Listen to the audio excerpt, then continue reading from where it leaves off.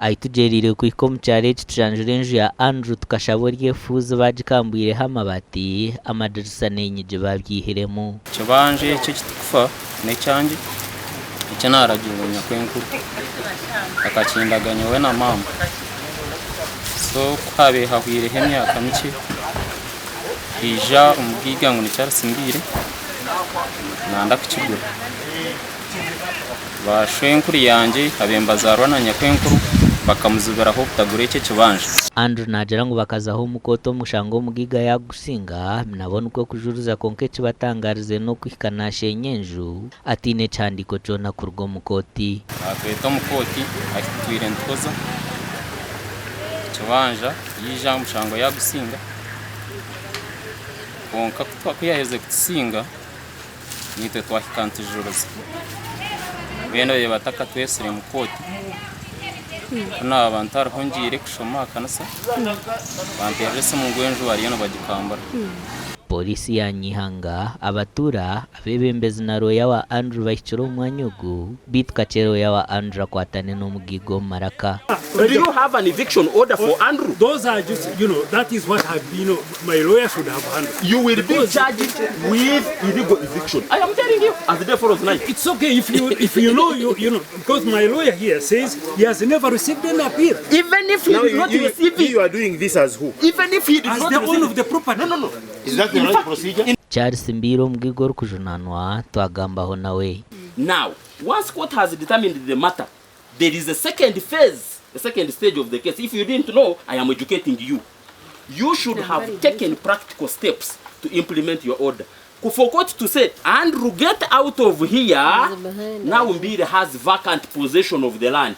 Then you can go to police and say, someone is stealing my matoke. Do you have, is there anyone who gave you vacant possession? The court gave me. Nkabanza nagura erita keryo kureba hifaho aho ekargeria ya sisters babogo wanguruzi bakaragwishebo ishebo takafire akaraga itakariye yaraga abana bibona kwiyabaragire abishabo abamwe abasista bogo wanguruzi bakanguza hifa oguhona najera ngo akakora toroberagwa bwishe nkuru wa Andrew butari ubwanyine nkuru ka Andrew kwar kugamba una hezebura umwirom akatara mwogo mwishiko go mukamwa mwana ko complaining bitakarkarije ryumushi narugura niho nabire nayizi pura ndikuza kurukore ndikutanto kurukoresa umwana yaragaye wowe taka nyine nakawire erikoreka bitaka bakarindagana mawe hatu wire yaresire ekeriye yanyina wumwishi arukugaraka karaga the same piece of land arukujumuraga no mwana n'umwijwe oghona tugambira habwenchi atine chandiko cha court chona taken kate bagamwe the eviction order. I don't know, my lawyer didn't advise me that.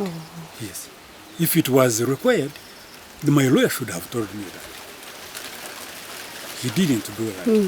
Eyibeje ibakufa ogortaro rugo ikabe atsire cyo mugishamure na n'umwana we tukashaba Andrew ngo baratura mu nzu yabo bombi bagituremo nabwo mukikurogwa nga akaba nasimara hangu kureba ngo umwana umugake nacyo cyafuna umwana Omugaiga mbire kwa herze kushenyenje ya Andrew Amadirisa n'enyiji ya gatwaro we bitu nayo kacheba kwatano maraka barukubihayo Barho, I don't know. Ushangu na owning Uganda yo.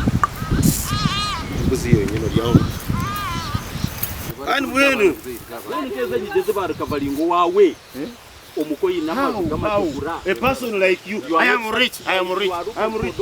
You are taking we put in house. nabano sokajita yita ko kajibona bano samazima mbiri warabiri Nuwogo mbire wanyu kumanya. Ahindugire kurujoro umwanya gutsijoro Omugigogo yatwarwa ha polisi Kasi kugira bintu nabwo kaburwa kumanya bora nyuma ibyo no gasigwa kano kareba ho nakuwagireberaho utakumanya nako Omugaiga mayango pakuru Nawe umuro nawe. Arai Ogo. amakuraga gashakwa Charles Sima Susan ozo na mayango pakuru Omugaiga na mayango pakuru nakubako kano muntu na pan dikumanya banyo gorneta no somora Omugaiga